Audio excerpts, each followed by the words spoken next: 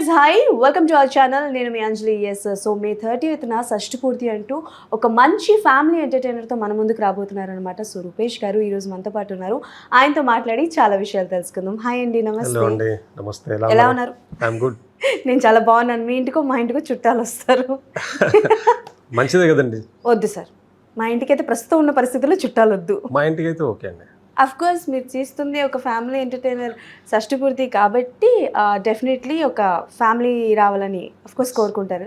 So coming to movie విషయానికి వస్తే ఈ మ్యారేజెస్ అన్నది అంటే లైక్ పెళ్ళికి సంబంధించి ఎన్ని సినిమాలు తీసినా చూపించే రిచువల్స్ అన్నవి ఒకేలా చూపిస్తారు. కొన్నిసార్లు సినిమాల్లో చూస్తున్నప్పుడు ఈ రిచువల్స్ కూడా ఉన్నాయా అని అనిపిస్తూ ఉంటుంది. అలా షష్ఠి పూర్తిలో మీరు చూపించబోయే రిచువల్స్లో మీరు బాగా కొత్తగా ఫీల్ అయింది, ఇప్పటి వరకు నాకు తెలియదే ఈ రిచువల్ కూడా ఉంటుంది అని అనుకున్నది ఏదైనా సీన్ కానీ ఏదైనా రిచువల్ తెలుసుకున్నా? లేదండి, అలా కొత్తతనం ఏమి ఉండదు. ఏదైనా షష్ఠి పూర్తి అయినా మ్యారేజ్ అయినా మన కల్చర్కి సంబంధించి ఉంటుంది కాబట్టి రిచువల్ అనేది కొత్తగా రిచువల్ అనే దాంట్లో కొత్తతనం తీసుకురాలేమో. బికాజ్ మనం ఇప్పుడు ఒక ఫంక్షన్ చేస్తుంటే దానికి ఖర్చు ఎక్కువ పెట్టవచ్చు, గ్రాండియర్ ఎక్కువ చూపించవచ్చు, కానీ మన రిచువల్స్ మాత్రం మారవు. దాన్ని మార్చలేం కూడా బేసిక్గా. అది బికాజ్ అది మన కల్చర్కి సంబంధించిన విషయాలు కాబట్టి మనం మార్చొద్దు కూడా కదా. అంటే నేను ఎందుకు రిచువల్స్ గురించి అడుగుతున్నానంటే ఇప్పుడు మనకి కంఫర్ట్స్ ఎక్కువైపోయి సో మనకున్న రిచువల్స్ అన్నిటినీ మర్చిపోయి చాలా ఈజీగా చేసుకుంటున్నాం ప్రతిదీ. సో అవన్నీ మర్చిపోయే వాళ్ళకి ఒక షష్ఠి పూర్తి అన్న కాన్సెప్ట్తో షష్ఠి పూర్తి ఇలా చేయాలి అని చూపిస్తున్నారా? ఎలాంటి రిచువల్స్ చూపించారా? ఆ ఎపిసోడ్ అనేది ఎంతసేపు ఉంటుంది సినిమాలో? ఆ ఎపిసోడ్ లెంత్ అలా చెప్పమండి బయటికి, సినిమా చూస్తేనే బాగుంటుంది అంత డీటెయిలింగ్. బట్ డెఫినెట్లీ రిచువల్స్ని డిస్టర్బ్ చేయకుండా, మన నేచర్ని మన నేటివిటీని ఎక్కడ తగ్గించకుండా, మన కల్చర్లో ఏదైతే మన రిచువల్స్ ఉన్నాయో ఆ రిచువల్స్ని గ్రాండియర్గా చాలా మంచిగా నీట్గా గ్రాండెడ్గా పద్ధతిగా చూపించాము. అండ్ సాంగ్ మాత్రం చాలా బాగుంటుంది. షష్ఠి పూర్తికి సంబంధించిన ఒక సాంగ్ ఉంది. సో ఇది సేమ్ ద పోస్టర్ అందులో నుంచి వచ్చింది. అది చాలా బాగుంటుంది. నాకు తెలిసి చాలా వరకు పోస్టర్స్లో ఇప్పటివరకు మీవి రిలీజ్ అయిన పోస్టర్స్ అన్నిటిలోని this was the best poster అనేది చెప్పొచ్చు. All posters are best posters because ఇది ఇక గ్రాండియర్ అండ్ ఫైనల్లీ సినిమా అంతా రన్ అయిన తర్వాత హ్యాపీ ఎండింగ్ అనేది ఏదైతే ఉంటుందో అందులో నుంచి వచ్చిన పోస్టర్ కాబట్టి ఆబ్వియస్లీ. అండ్ అక్కడ రాయన్ ప్రసాద్ గారు, అర్చనమ్మ గారు ఆ పోస్టర్లో ఉండడం, వాళ్ళు ఉన్నారంటే ఇంక డెఫినెట్లీ అది బాగుంటుంది అని మనం అందరూ దాన్ని ఆకట్టుకుంటారు బేసిక్గా. You are an artist and also producer of the movie కాబట్టి ఎక్కువగా ఇన్వాల్వ్మెంట్ ఏ కైండ్ ఆఫ్, ఎందుకంటే ఆర్టిస్ట్ అంటే డైరెక్టర్ ఏది చెప్తే అదే చేయాలి. బట్ ప్రొడ్యూసర్గా ఎంతవరకు మీ ఇన్వాల్వ్మెంట్ ఉంది కాస్టింగ్ విషయంలో? కథ విన్నప్పటి నుంచి సెట్స్కి వెళ్ళే ముందు వరకు కథకి ఏం కావాలి, డైరెక్టర్ గారు కథ రాసుకున్నప్పుడు ఆయన ఏ ఊహించుకొని రాసుకున్నారు, రాయన్ ప్రసాద్ గారిని ఊహించుకొని రాసుకున్నారు ఏందా అనేది ఆయన డీటెయిలింగ్ ఆయన దగ్గర ఉంది. మేము ఇద్దరం డిస్కస్ చేసుకున్నాము. ప్రతిదీ ఓపెన్గా హెల్దీ డిస్కషన్ చేసుకొని ఎవరు ఉంటే బాగుంటుంది, ఎవరు అవసరము ఇలాంటి కథలకి, ఎలాంటి టెక్నీషియన్స్ అవసరము, కాస్టింగ్ ఎలాంటి వాళ్ళు అవసరం అనేది కథ డిమాండ్ చేసే దాన్ని బట్టే జాగ్రత్తలు తీసుకున్నాము. అండ్ ఇప్పుడు ఆకాంక్ష గారు కానీ, అర్చనమ్మని కానీ, లేకపోతే రాజేంద్ర ప్రసాద్ గారిని కానీ, ఇలా అంటే లైక్ ఈ స్టార్ కాస్ట్ అందరినీ తీసుకున్నప్పుడు మీ సజెషన్స్ ఎంతవరకు ఉన్నాయి యాజ్ అ ప్రొడ్యూసర్గా? అన్నీ చూసుకోవాలి కదా. అవును కరెక్టే. బట్ కథ డిమాండ్ చేసే దాన్ని బట్టి మనం నా సజెషన్ అండ్ ఆయన కూడా కథ రాసుకున్నప్పుడు కొంతమందిని ఊహించుకుంటారు. రైటర్స్ అనేవాళ్ళు ముందే ఒక కథ ఒక థాట్ వచ్చినప్పుడు, ఆ థాట్ ప్రాసెస్ నడుస్తున్నప్పుడు, కథ రాసుకుంటున్నప్పుడు వాళ్ళు ఎవరిని ఊహించుకుంటారు. సో ఆ ఊహల్లో నుంచి వచ్చింది రాయన్ ప్రసాద్ గారు. ఆయన నాకు చెప్పక ముందు నుంచి ఆయన అనుకుంది అదే. అండ్ ఆయన నెరేషన్ ఇస్తున్నప్పుడు కూడా నాకు చెప్పక ముందు ఆ నెరేషన్ తీసుకుంటున్నప్పుడు ఈ జర్నీలో ఈ షష్ఠి పూర్తి అనేది రాయన్ ప్రసాద్ గారు ఈ సినిమాలో ఆయనే మెయిన్ లీడ్ ఉంటేనే బాగుంటుంది అని సేమ్ ఆయన చెప్పకుండా నా థాట్లో వచ్చింది అదే. అండ్ ఆయన రాసుకుంది కూడా ఆయన ఊహించుకునే రాసుకున్నారు. ఓకే. అండ్ ఆకాంక్ష గారి గురించి చెప్పండి. సో అంటే లైక్ ఆవిడ క్యారెక్టరేషన్స్ ఎలా ఉండబోతుంది అండ్ ఆవిడ ఆన్ బోర్డ్లోకి ఎలా వచ్చారు? స్టోరీ స్ట్రాంగ్ ఉమెన్ అండి సినిమాలో, స్ట్రాంగ్ లేడీ. మనకి ఇప్పుడు అర్చనమ్మ గారు ఎలా అయితే స్ట్రిక్ట్ మదర్ ఉన్నారో అలానే ఆపోజిట్ సెకండ్ హీరోయిన్ కూడా అలా ఉండాలని స్ట్రాంగ్గా ఆ క్యారెక్టర్ అలా ఉంటుంది. బట్ అది స్క్రీన్ మీద మీకు చాలా బాగుంటుంది. అందులో కొన్ని లాక్స్ ఉన్నాయి, స్క్రీన్ ప్లే లాక్స్ ఆవిడవి. అవి స్క్రీన్ మీద ఎందుకు ఎంచుకున్నాం అనేది సినిమాలో క్లియర్గా సినిమా చూసిన తర్వాత they will get to know definitely ఈ క్యారెక్టర్కి ఆకాంక్ష కరెక్టా కాదనేది అక్కడ తెలిసిపోతుంది. ఓకే. బట్ అంటే లైక్ యాజ్ అ హీరోగా this was the debut one for you. కాకపోతే ఆకాంక్ష గారు బిఫోర్ ఎన్నో మూవీస్ చేశారు కాబట్టి, కాకపోతే ఏంటంటే కొంచెం కంపేర్ చేసుకుంటే కొంచెం ఎక్స్పీరియన్స్ అనే ఉంటుంది కదా ఎప్పుడైనా. బట్ ఏ సీన్ చేస్తున్నప్పుడు like she was very supportive for you? She is always supportive అండి. అండ్ ఇంకోటి ఏంటి అంటే I'm very thankful to her because ఆమె ఆల్రెడీ నాగార్జున గారితో అండ్ బాలీవుడ్లో కూడా చేసి మళ్ళీ సుమంత్ గారితో మళ్ళీ రావా చేసింది. పెద్ద పెద్ద హీరోలతో చేసిన తర్వాత నాలాగా డెబ్యూ ఆర్టిస్ట్గా ఒక డెబ్యూ హీరోగా వస్తున్న కొత్త వాళ్ళతో నా ఒప్పుకోవడం అది కొంచెం ఆవిడకి ఎంత టఫ్ అయిందో నాకు తెలియదు. బట్ మాకు మాత్రం నాకు పర్సనల్గా చాలా సపోర్టివ్గా ఉంది. మాకు ప్రతి సీన్లో కూడా మా కెమిస్ట్రీ చాలా బాగా పండిందని నేనైతే నమ్ముతున్నాను. మీరు ఆల్రెడీ పోస్టర్స్ అండ్ సాంగ్స్ వచ్చాయి కాబట్టి మీకు అందులో తెలిసిపోయి ఉంటుంది. But I'm very thankful because అంత సీనియర్స్తో చేసిన తర్వాత కూడా ఒక కొత్త హీరోతో చేయాలంటే హీరోయిన్స్ ఆలోచిస్తారు, కొంచెం ఎందుకు రిస్క్ ఎందుకు అనుకునే ఆలోచన అయితే డెఫినెట్లీ వాళ్ళకి వస్తుంది. బట్ ఆవిడకి కథ నచ్చిందా, మరి ఏం నచ్చిందా, పర్సనల్గా ఆమె ఎందుకు ఓకే ఎక్సైట్ అయ్యి ఓకే చెప్పింది, దానికైతే నేను థ్యాంక్ఫుల్ అనే చెప్పొచ్చు. Okay, which one is very toughest for you, a producer or also artist? Artist ప్రొడ్యూసర్గా టఫెస్ట్ ఏ ఉండదండి. సెట్స్కి వెళ్ళే ముందు ప్రీ వర్క్ పేపర్ వర్క్ అన్ని బాగా చేసుకుంటే, ముందు జాగ్రత్తలు తీసుకుంటే తర్వాత ఇబ్బంది ఉండదు. ఓకే, అది తీసుకోకపోతే తర్వాత ఇబ్బంది ఉంటుంది. ఓకే, అంటే ఇప్పుడు ఒక కథ విన్నప్పుడు, నేను ప్రొడ్యూసర్ పాయింట్ ఆఫ్ వ్యూలో ఒక కథ విన్నప్పుడు ఒక ఎస్టిమేషన్ అన్నది ఉంటుంది. అంటే లైక్ ప్రొడ్యూసింగ్ చేయాలంటే ఓకే ఈ కథ జనాల్లోకి వెళ్తుంది, నచ్చుతుంది అన్న ఒక పాయింట్ ఆఫ్ వ్యూలో ఉంటాయి. బట్ కొన్నిసార్లు ఆ ఎక్స్పెక్టేషన్స్ అన్నవి రివర్స్ అవుతూ ఉంటాయి. సో అలా మీరు ఈ షష్టిపూర్తి కథ కంటే ముందు ఎన్ని కథలు విన్నారు అండ్ ఇది ఫైనల్ చేయడం గల కారణాలు ఏంటి? నేను చాలా కథలు విన్నానండి. బేసిక్గా నేను కంటిన్యూస్గా నేను ఫస్ట్ ఒక సినిమా తీశాను. ఆ సినిమా రిలీజ్కి టైంలో కోవిడ్ వచ్చి ఆ సినిమా ఆపాను. తర్వాత థియేటర్స్ ఓపెన్ అయిన తర్వాత ఇప్పుడు రిలీజ్ చేద్దాం అనుకునే సమయానికి ఈ కథ వచ్చింది. ఈ కథ రాకముందంటే వరకు నేను ఎన్ని నెరేషన్స్ తీసుకున్నా కూడా స్టిల్ ఈ రోజు వరకు నెరేషన్ తీసుకునే ఉంటాను, కథలు వింటూనే ఉంటాను. కానీ ఈ కథ విన్న తర్వాత నేను బిఫోర్ అయితే నాకు ఇలాంటి ఫ్యామిలీ జోనరు లేకపోతే ఇలాంటిది ఎప్పుడైనా చేద్దామా అనే ఆలోచనే లేదు. యాక్షన్ ఫిల్మ్స్ అలాంటి ఆ థాట్ ప్రాసెస్ నాకు అలా ఉండేది అప్పుడు. బట్ ఈ కథ నరేషన్ తీసుకున్న తర్వాత నా థాట్ ప్రాసెస్ మారిపోయింది, నా మైండే మారిపోయింది. ఎందుకంటే ఇలాంటి కథలు ఇది ఎంచుకోవడానికి మెయిన్ రీజన్ ఏంటి అంటే సొసైటీలో వస్తున్న సినిమాలకి ఈ సినిమాకి చాలా డిఫరెంట్ వేరియేషన్ ఉంటుంది. రొటీన్గా వస్తున్న లవ్ స్టోరీస్, యాక్షన్ ఫిల్మ్స్ రొటీన్గా కంటిన్యూగా మనం చూస్తూనే ఉన్నాము. సో అన్ని సినిమాలు ఇప్పుడు ఆడియన్స్ ప్రతి సినిమా చూస్తున్నారు, బాగుంది అంటే చూస్తున్నారు. అది యాక్షన్ ఫిల్మా, రొమాంటికా, లవ్ స్టోరీయా, అది ఎనీ జోనర్ అయినా చూస్తున్నారు. బట్ ఇలాంటి జోనర్ మాత్రం చాలా కాలం అయిపోయింది. మన సినిమా మనకు చూడలేము మనం ఈ కాలంలో సినిమాలు. సో ఆ పాయింట్. ఇంకోటి ఏంటి అంటే మన ఫ్యామిలీ వాల్యూస్ చెప్పే సినిమాలు తగ్గినాయి. సో అవన్నీ ఆ మేజర్ పాయింట్స్ చాలా బాగా నాకు పర్సనల్గా చాలా మంచిగా నచ్చి నేను ఆ ధైర్యం చేశాను ఈ సినిమా తీద్దాం. ఓకే, అండ్ ముందు ఒక సినిమా రిలీజ్ అవ్వడానికి ఆగిపోయింది, ఆఫ్టర్ దట్ అన్నారు కదా యాక్షన్ థ్రిల్లర్ ఆగిపోయింది అంటే కరోనా కోవిడ్ రావడం టైంలో ఆగింది అని అన్నారు. ఎస్ అండి. సో అది రిలీజ్ దీని తర్వాత దీని తర్వాత చేస్తాను. అది ఏ జోనర్లో ఉంటుంది? అది యాక్షన్ థ్రిల్లర్ అండి. ఓకే, సో ఇది కాకపోతే అది ముందు వచ్చింది అంటే అది రెడీగా ఉంది. నేను రిలీజ్ అదే చేద్దాం అనుకునే సమయానికి కథ వచ్చింది. తర్వాత ఏంటి అంటే ఈ కథ వచ్చిన తర్వాత ఈ కథ నాకు నచ్చింది, ఫ్యామిలీలోకి వెళ్ళిపోదాము అని ఆ కథను హోల్డ్ చేశాను. డెఫినెట్లీ అది రిలీజ్ చేస్తాం, ఈ సినిమా రిలీజ్ అవ్వగానే అది కూడా చేసేస్తాం. ఓకే, అండ్ అంటే లైక్ ఒకనొక పాయింట్ ఆఫ్ వ్యూలో మీరు మాట్లాడుతున్నప్పుడే నేను విన్నాను, లైక్ ఆర్టిస్ట్గా డెబ్యూగా వస్తున్నాను కాబట్టి కొంచెం బెరుకు భయం అన్నది ఉంది, జనాలు ఎలా రిసీవ్ చేసుకుంటారు అని. బట్ ఇప్పటి వరకు చూసుకుంటే టీజర్ కావచ్చు, సాంగ్స్కి కావచ్చు మంచి రెస్పాన్సే వచ్చింది, అక్కడ కూడా నెగటివ్ అన్నది రాలేదు. సో ఏం చెప్తారు దాని గురించి? అది ఆబ్వియస్లీ పాజిటివ్గానే ఉందండి. కానీ ఎంత పాజిటివ్గా ఉన్నా, మనం ఎంత సాటిస్ఫైడ్గా ఉన్నా, ఎంత రెస్పాన్స్ బాగా వచ్చినా కూడా చిన్నగా ఉంటుంది. బికాస్ ఫస్ట్ టైం నా సినిమా బిగ్ స్క్రీన్లో రిలీజ్ అవ్వబోతుంది, ఆడియన్స్ ఎలా రియాక్ట్ అవుతారు, పాజిటివ్గా రియాక్ట్ అవుతారు అని 100% నమ్మకం ఉంది. కానీ ఎక్కడో చిన్నగా ఏదో ఉంటుంది, ఆ చిన్న నర్వస్నెస్ అయితే ఉంది నాకు. ఎప్పుడైనా ఈ థాట్ మీకు ఉందా అంటే లైక్ ఇప్పుడు స్టార్గా ఉన్న వాళ్ళందరూ కూడా ఎక్కడ ఒక పాయింట్ ఆఫ్ టైంలో జీరో నుంచి స్టార్ట్ అయిన వాళ్ళే, ఫస్ట్ ఒక అవకాశం ఇస్తే వాళ్ళు ప్రూవ్ చేసుకున్న వాళ్ళు, ఈ పాయింట్ ఆఫ్ వ్యూలో ఎప్పుడైనా ఆలోచించారా? ఎస్ అండి, every journey start from zero ఉంది. గ్రౌండ్ లెవెల్ నుంచే ఎవరైనా, ఈవెన్ ఎంత పెద్ద బిగ్ స్టార్స్ తీసుకున్నా, ఈవెన్ ఏ రేంజ్ హీరోలు తీసుకున్నా, ఏ ఆర్టిస్టులు తీసుకున్నా కూడా ఏదో ఒక రోజు మొదలుపెట్టిన రోజు ఒక అడుగు వేస్తేనే ఇంకా అడుగు ఎంత ఫాస్ట్గా నడిచారా లేకపోతే అంత ఫాస్ట్గా రన్నింగ్ చేసుకుంటూ ఆ స్థాయికి వెళ్ళారా అనేది అది జర్నీ డిసైడ్ చేస్తుంది. ఆడియన్స్ మన సినిమాలని యాక్సెప్ట్ చేసే దాన్ని బట్టి అది దాంతోపాటు గాడ్స్ బ్లెస్సింగ్స్ బట్ డెఫినెట్లీ ఎవరైనా జీరో నుంచి స్టార్ట్ చేయాల్సిందే కదండి, everyone's journey is a unique one అండి. ఆబ్వియస్లీ. ప్రతి ఒక్క స్టార్ జర్నీ మనకు ఒక లెసన్ లా ఉంటుంది, ఆర్ఎల్స్ ఒక ఎక్స్పీరియన్స్ లా ఉంటుంది. అవును. సో అలా మీకు ఇన్స్పిరేషన్ వాళ్ళ జర్నీని చూస్తూ ఉంటే మన జర్నీ అంటే లైక్ మన జర్నీలో అలాంటి అంటే మరుపులు ఉండాలి అని అంటారు కదా, అలా అనుకుంటే ఎవరి జర్నీని మీరు? నేను అట్లా పర్సనల్గా ఒక్క పర్సన్ జర్నీ తీసుకొని ఎప్పుడు డిసైడ్ అవ్వలేదండి నా మీద నేను. బికాజ్ ఇప్పుడు నా జర్నీ ఉందనుకోండి, ఆ జర్నీ డిఫరెంట్ పాత్. సో మనం ఎవరిని తీసుకున్నా కూడా మన ఒక్కోళ్ళ జర్నీ ఇంకోళ్ళ జర్నీతో ఎప్పుడు కంపేర్ అవ్వదు, అసలు అవ్వదు కూడా.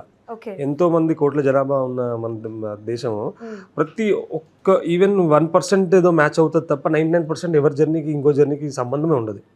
సో వాళ్ళని అలా ఒక్కళ్ళ జర్నీని ఇన్స్పిరేషన్గా తీసుకొని మనం మన జర్నీ ప్లాన్ చేయలేము.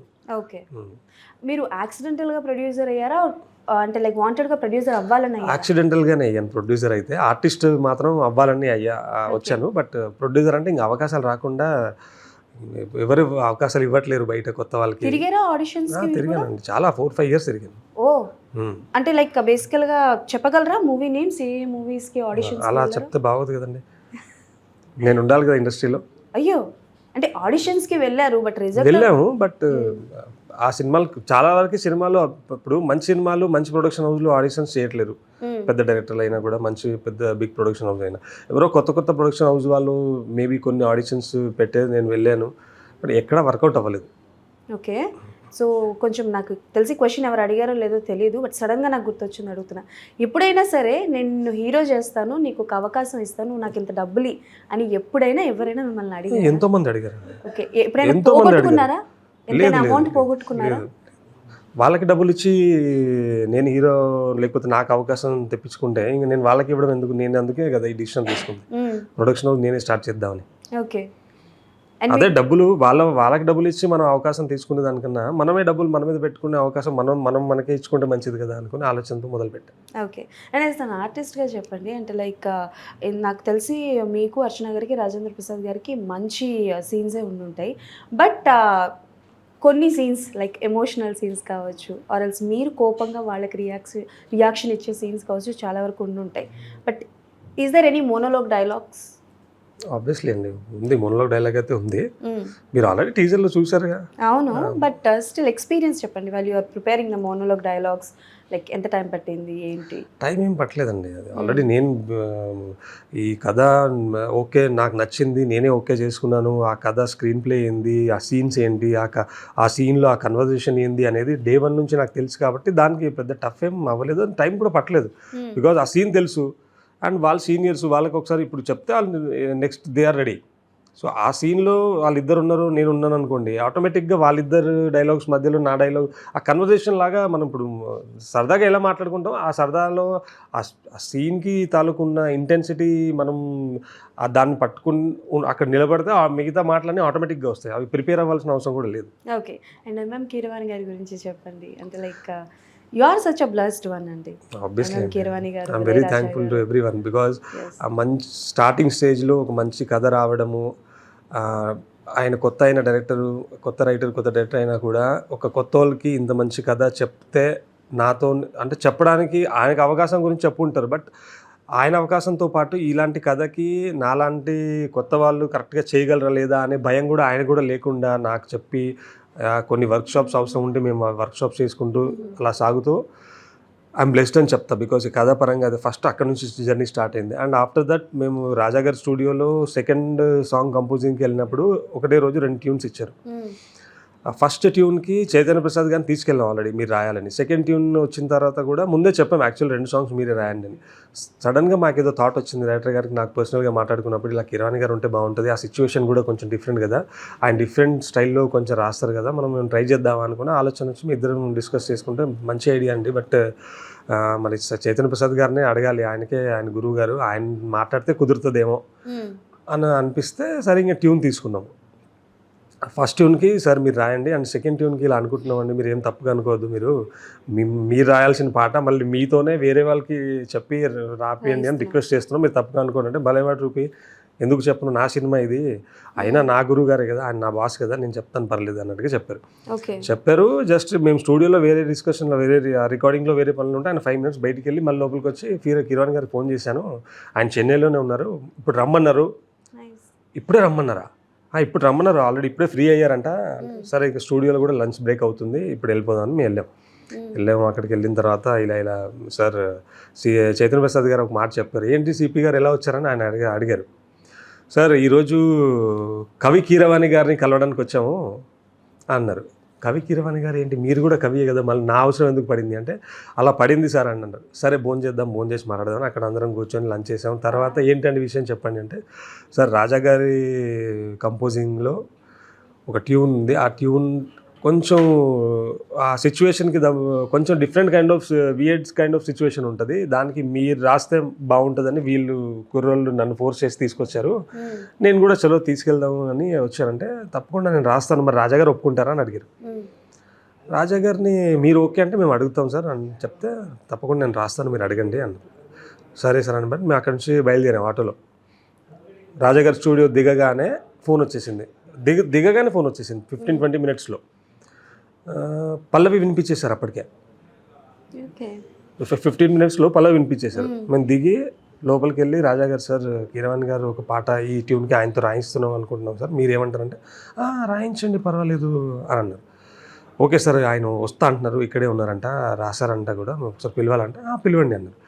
బయటికి వెళ్ళి ఫోన్ చేసి సార్ వచ్చేయమన్నారంటే, ఆయన కూడా అదే వేగంగా జోష్లా వచ్చేసారు. వచ్చేసి అక్కడ దిగగానే చరణం కూడా వచ్చే కారులో చరణం కూడా రాసేసారు. రాజాగారిని కలవగానే పల్లవి చరణము పాడి వినిపించి, మీరు చూసారు కూడా, మొన్న వీడియోస్ కూడా వదిలేదు.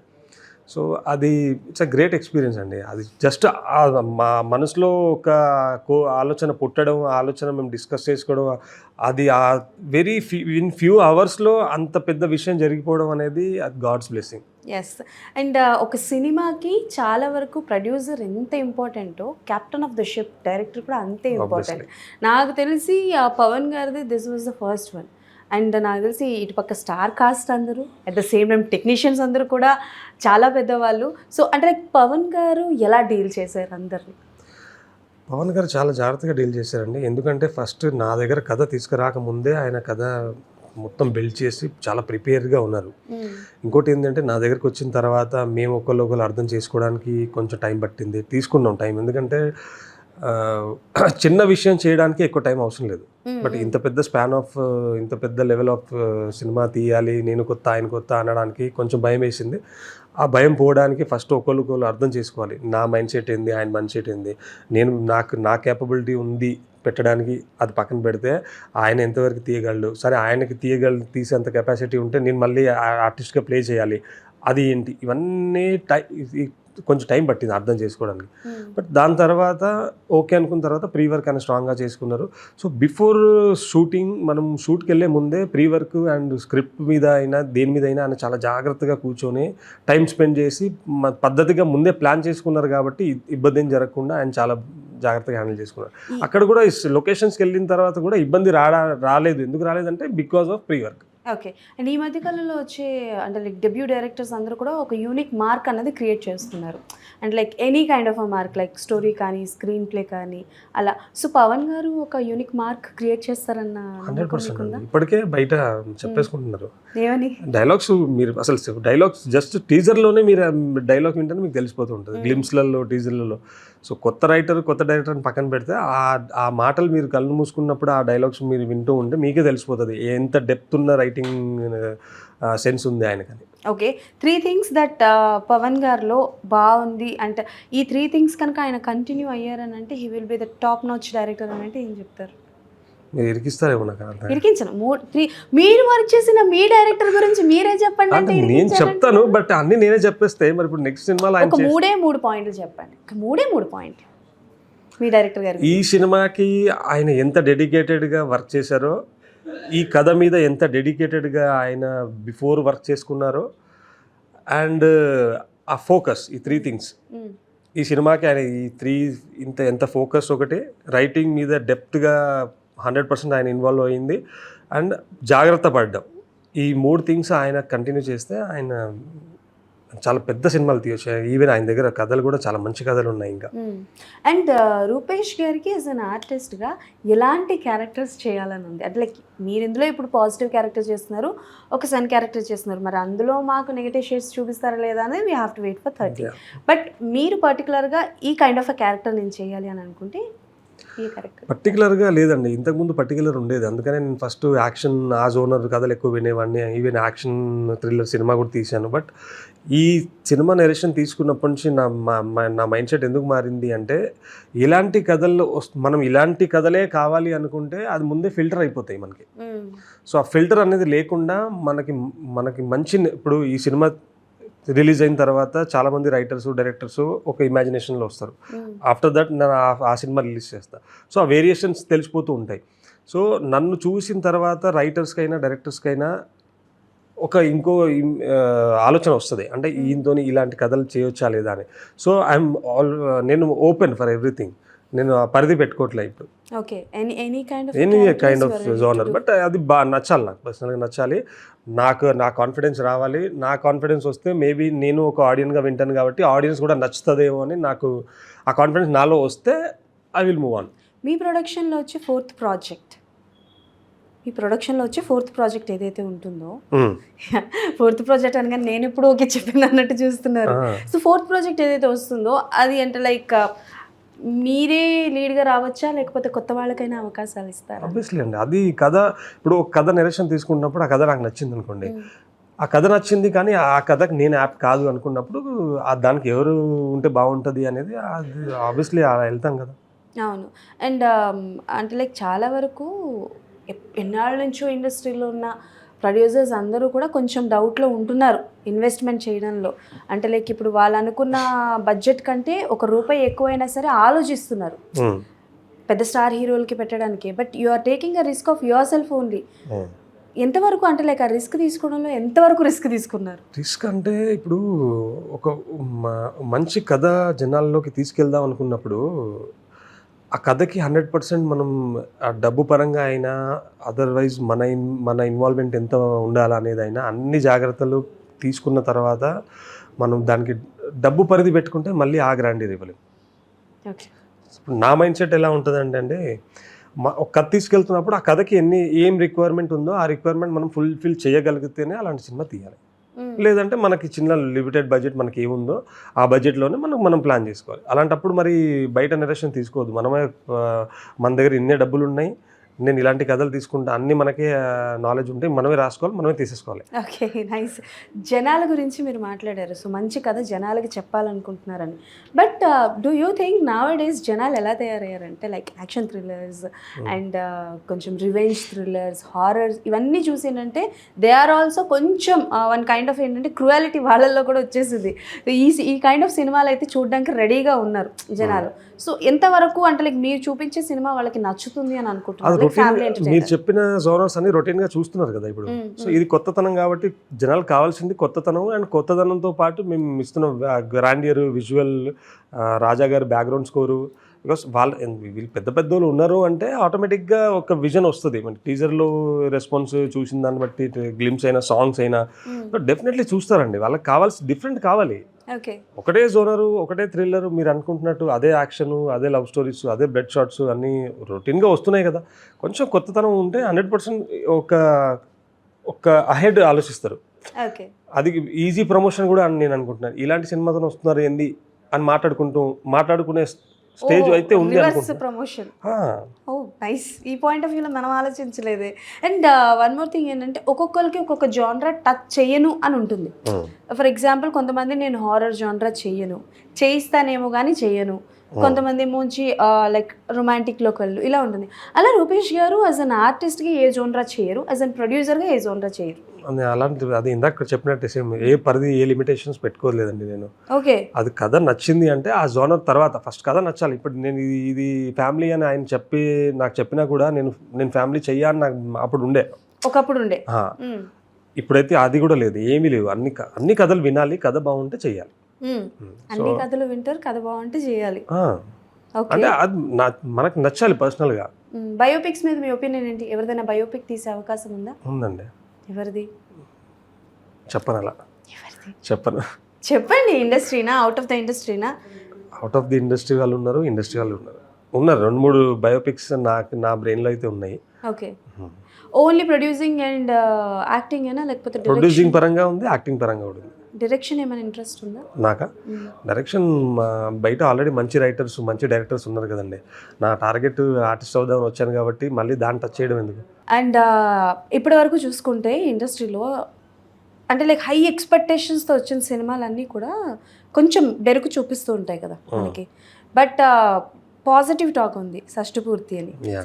టైటిల్ అన్నది ఎవరు సజెస్ట్ చేశారు? నాకు తెలిసి ఈ టైటిల్ వల్ల కూడా చాలా వరకు పాజిటివిటీ వచ్చింది. అవునండి, ఆ టైటిల్ నుంచే మొదలైంది. టైటిల్ వల్లే ఈరోజు మన సినిమాకి ఇంత పెద్ద దిగ్గజాలు చేయడానికి ఫస్ట్ వాళ్ళు ఏదైనా ఫస్ట్ వర్డ్ ఏదైతే త్రూ చేస్తామో అది టైటిల్. మన సినిమా అంటేనే టైటిల్. ఆ టైటిల్ నుంచి చాలా పాజిటివ్గా అన్నీ కలిసి వచ్చాయి మనకి. ఇంకోటి టైటిల్ సజెస్ట్ చేయడం కాదు, రాసుకున్నప్పుడే ఆయన ఆ టైటిల్ అనుకుని రాసుకున్నారు కదా. పవన్ గారు ఫస్ట్ నుంచే షష్టిపూర్తి అనుకున్నారు. కథ చెప్పినప్పుడే షష్టిపూర్తి అని చెప్పాను. నేను షష్టిపూర్తి మీద ఈయన కథ చెప్తాడు అనుకున్నాను. నాకు ఫోన్లో కూడా సార్ ఇలా కలవాలంటే ఏం జోనరు ఏంది అని అడిగితే షష్టిపూర్తి అని సినిమా అనుకుంటున్నాను సార్, టైటిల్ షష్టిపూర్తి, ఫ్యామిలీ జోనర్ అంటే అవునా సర్లేండి నేను రేపు కలుద్దాం అన్నట్టుగా చెప్పాను. షష్టిపూర్తి మీద ఈయన ఇంకేం చెప్తాడో అని నాకు తెలియదు కదా. But was very excited. నేను ఏదో ఎక్స్పెక్ట్ చేశాను, కానీ ఆ ఎక్స్పెక్టేషన్ ఒక 10 నిమిషాల్లో నాకు అక్కడే అయిపోయింది అది. అయిపోయాయి. ఓకే. అండ్ ఒక్కొక్క సినిమాకి ఒక్కొక్క ఎపిసోడ్స్కి ఒక్కొక్క బడ్జెట్, హై బడ్జెట్స్ అవుతూ ఉంటాయి. సో అలా మీ సినిమాలో షష్టిపూర్తిలో ఏ ఎపిసోడ్కి అంటే లైక్ టూ మచ్ అని చెప్పను కానీ కొంచెం ఎక్కువ కష్టపడాల్సి వచ్చింది as a producer point of view? Producer point of వ్యూలో కష్టపడేది ఏముండదండి. ముందే నేను ఇందాక చెప్పినట్టే I mean to say comparing to whole మూవీకి కాకుండా పర్టికులర్ ఆ ఎపిసోడ్కి కొంచెం ఎక్కువ బడ్జెట్ అయింది అలా. బడ్జెట్ అంటే సాంగ్స్కి కొంచెం ఎక్కువైనాయి. ఇప్పుడు షష్టిపూర్తి గ్రాండియర్ సాంగ్ ఉంటుంది, అది కాకుండా మొన్న ఒకటి ఫ్యాంటసీ సాంగ్, ఒకటి రొమాంటిక్ సాంగ్ వదిలేము, రాత్రంతా రచ్చే. అది మొత్తం సెట్ సాంగ్. ఫిల్మ్ సిటీలో టోటల్ సెట్ వేసి 90% షూట్ అక్కడ చేసి, మిగతా రాజమండ్రి సినిమా కాబట్టి గోదావరి అవన్నీ చూపించి అందులో చేసాము. సో అది దానికి హై బడ్జెట్ అయింది. షష్టిపూర్తి సాంగ్కి హై బడ్జెట్ ఉంటుంది. సాంగ్స్కి కొంచెం మంచి బడ్జెట్ అయింది. సాంగ్స్కి మంచి బడ్జెట్ అయింది. యాక్షన్ ఎపిసోడ్ కూడా అయింది. అండ్ సీన్స్ అన్నీ ప్లాన్ చేసుకుంటే ఆల్మోస్ట్ అన్ని సీన్స్కి కొంచెం ఏదో 5% వేరియేషన్ తప్ప ఆల్మోస్ట్ అంతే బడ్జెట్ అయింది సీన్స్ అన్నిటికీ. ఓకే. దాదాపు మీరు అనుకున్న బడ్జెట్లోనే మీ సినిమా అయిందా, లేకపోతే కొంచెం దాటింది? into 2 or into 3? అవి ఎన్ని ఇంటూలు పెట్టుకుంటే అది మన ఇష్టం అండి. అది ఊరికి ప్రమోషన్ ఎక్కువ అవడానికి ఇంటూలు పెట్టేసుకుంటూ పోవడం అనేది ఒక ప్రొడ్యూసర్ పెట్టేసుకోవచ్చు, ప్రాబ్లం లేదు. బట్ నేను ఎంత పెట్టినా ఎంత పెట్టకపోయినా పెట్టింది నేనే. వస్తే రూపాయి వచ్చినా 10 రూపాయలు వచ్చినా నాకే. ఓకే. సో అది అలా ఆలోచించదు ఎప్పుడైనా. కాకపోతే మీరు అనుకున్న దానికన్నా కొంచెం ఎక్కువ అయింది. కొంచెం ఎక్కువ అయింది. ఎందుకంటే ఇప్పుడు రాజమండ్రి మేము షూట్ చేసినది అక్టోబర్ ఆ మంత్లో షూట్ చేసాము. ఆల్మోస్ట్ బిఫోర్ దసరా నవరాత్రుల్లో చేసాము. ఆ టైంలో కూడా అక్కడ 40-42 degrees క్లైమేట్ ఉండేది. సో ఆ క్లైమేట్ వల్ల కొంచెం టైర్డ్నెస్ ఈజీగా వస్తుంది. ఎంత వర్క్ చేసినా కాస్ట్ క్రూ మొత్తం 200-300 పీపుల్తో షూట్ చేసాం. అంత పెద్ద కాస్ట్ ఉండేది మాది, కాస్ట్ అండ్ క్రూ.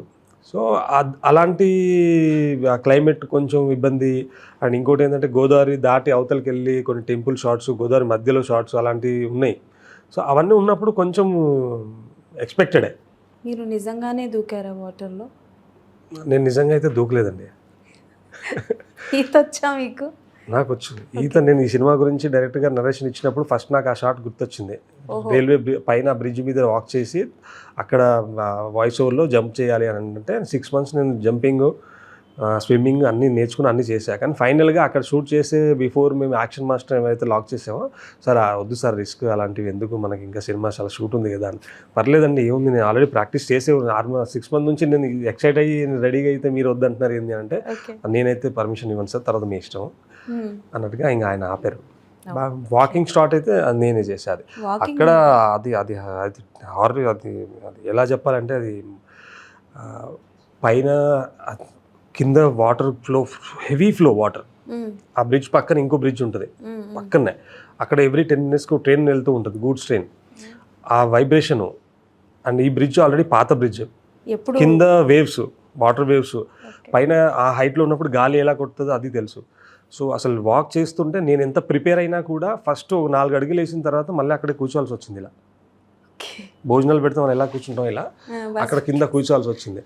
కూర్చున్న తర్వాత వాళ్ళు మైక్లో చెప్తున్నారు, సార్ ఏమైంది, రెడీయా రెడీయా రెడీయా. మీరు వచ్చి నించోండి సార్ ఏమైందో తెలుస్తుంది. అంటే నేను అలా చెప్పలేదు, బికాజ్ నేను చెప్తున్నాను ఇన్నర్ వాయిస్ అంతే కదా. అట్లా ఇన్నర్ వాయిస్ అట్లా నాకు ఇన్నర్ వాయిస్ ఎక్స్ట్రా అన్నీ సేమ్ ఉంటాయి, లోపల ఒకటి బయట ఒకటి ఉండదు. సో ఒక 2 minutes ఆగండి అని చెప్పా, సిగరెట్ కాల్చుకొని వాక్ చేసే షాట్ అనమాట. అయితే కూర్చొని ఒక సిగరెట్ కాల్చి నిలబడి, ఎందుకంటే ఆ పైకి చూస్తుంటే భయం అవుతుంది, కిందికి చూస్తే భయం అవుతుంది. భయం అంటే యాక్ట్ చేయాలి. ఎంత ఫీట్ ఉండొచ్చు సార్? ఐడియా అయితే లేదు, ఉండొచ్చు ఒక 60-70 feet ఉండొచ్చు అని. అది ప్రాబ్లం లేదు, 60-70 feet ప్రాబ్లం లేదు. బట్ ఏంటి అంటే అది ఇంతే ఉంటుంది.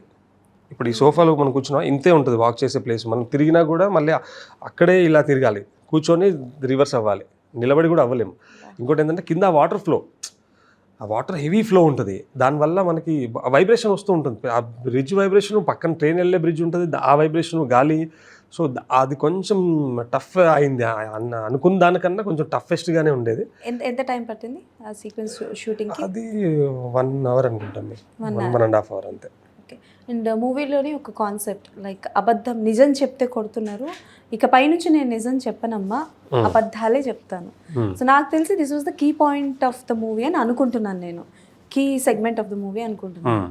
బట్ మూవీ గురించి కాన్సెప్ట్ గురించి అనను కానీ, బట్ రియల్ లైఫ్లో ఎక్కువ నిజాలే చెప్తారా అబద్ధాలు ఏమైనా? నిజాలే చెప్తాను. నిజాలే ఫస్ట్. ఎవరైనా ఇబ్బంది పడతారంటే నిజాన్ని దాచుతా, అర్థం కాదు. పక్కన హ్యాపీ చేయడానికి అబద్ధం చెప్పడం కన్నా నిజం చెప్తే ఇబ్బంది పడతారంటే అబద్ధం చెప్తాం. బేసిక్గా అయితే మనం అబద్ధం ఎందుకు చెప్తాము, నిజాలు చెప్తే ఇబ్బంది అవుతుందని. అందరు అబద్ధాలు అందుకే చెప్తారు. బట్ నేనేం చేస్తానంటే అబద్ధం చెప్పకుండా నిజాన్ని దాచేస్తా. అది కూడా అబద్ధం చెప్పినట్టే కాదు కదా, నిజం దాచుతున్నారు కాదు, మన ఫీలింగ్స్ని మనం అక్కడే ఆపేసుకున్నట్టు. ఓకే. లేదంటే మనం గొడవకి వెళ్ళినట్టు అబద్ధం చెప్పినట్టు. అంటే ఓకే, అంటే ఇప్పుడు రియల్ లైఫ్లో రూపేష్ గారు అబద్ధం చెప్పరు కానీ నిజాన్ని దాచుతారు, ఒకవేళ బాధపడతారంటే. ఎవరికైనా ఇబ్బంది కలుగుతుంది, బాధపడితే మనకి ఎందుకు ఇబ్బంది కలుగుతుంది? బాధపడితే పర్సనల్ ఫీలింగ్ వాళ్ళది, ఎంతైనా బాధపడివ్వండి, మనకు అనవసరం కదా. సరే, మరి ఈ డైలాగ్కి సినిమాలో ఎంతవరకు ఉంటుంది ఇంపార్టెన్స్? ఇప్పుడు నేను చెప్పిన రియల్ స్టోరీకి సంబంధించి నేను అడిగిన డైలాగ్కి ఎంతవరకు ఉంటుంది? ఆ సినిమా అంతా అలా దాన్ని బేస్ చేసుకొని రన్ అవుతుంది. This is the main plot of the movie, అంతే కదా? అది మొత్తానికి నాకు అది నచ్చింది. నరేషన్ ఇచ్చినప్పుడు కూడా ఈ నేను నాకు అది చెప్తాడు అన్నట్టుగా అనిపించింది. ఓకే. నేను ఆటోమేటిక్గా ఫస్ట్ నాకు ఎగ్జైట్ అయింది అదే, నేను నా గురించి నీకేం తెలియదు కదా, ఆయన కొత్తాడు కదా, మరి నాకు సంబంధించిన సిమిలారిటీస్ ఉన్న కైండ్ ఆఫ్ క్యారెక్టర్ నా క్యారెక్టర్ ప్లే అలా చెప్తున్నాడు ఏంది అని నేను నాకు కొంచెం ఎక్సైట్ అయ్యా. తర్వాత నేను ఇంకా చెప్తే మీరు కూడా అలా ఉంటారా సార్ అన్నాడు. అంటే లైక్ ఆయన కథ చెప్తున్నప్పుడు ఏదైనా ఓన్ ఎక్స్పీరియన్స్ ఏమైనా గుర్తొచ్చిందా మీకు? లేదు హార్డ్ కాదు, అంటే రిలేట్ ఈజీగా రిలేట్ అయిపోయాను నేను. క్యారెక్టర్ ఎలా అయితే ఉందో, క్యారెక్టర్ ఎలా బిహేవ్ చేస్తుందో రియల్ లైఫ్లోనే అలా ఉంటా మ్యాక్స్.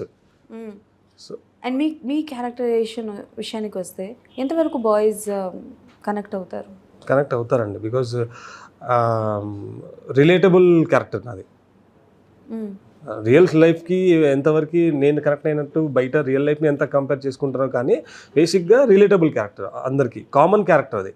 ఓకే. నేను ఇందాక మాట్లాడుతున్నప్పుడు ఒక 4-5 years ఆడిషన్స్కి వెళ్ళాను అని అన్నారు కదా, అంటే ఈ 4-5 yearsలో ఇచ్చిన ఆడిషన్స్లో కనెక్ట్ అయిన డైరెక్టర్స్ కావచ్చు, ప్రొడ్యూసర్స్ కావచ్చు, ఎవరైనా సరే. ఎవరు డైరెక్టర్ కనెక్ట్ అవుతారండి? ఆడిషన్కి వెళ్తే ఎవడో అసిస్టెంట్ డైరెక్టర్ బయట ఉంటాడు. అంటే బేసికల్గా వెళ్ళారు అని తెలుస్తుంది కదా. ఓకే, త్రూ అవుట్ ఎవరైనా మూవీ యూనిట్ వాళ్ళు ఎవరైనా సరే లైక్ మీ మూవీ రిలీజ్ అయిన తర్వాత మళ్ళీ కాంటాక్ట్లోకి రావడం, మాట్లాడడం లాంటివి ఏమైనా జరిగినాయా?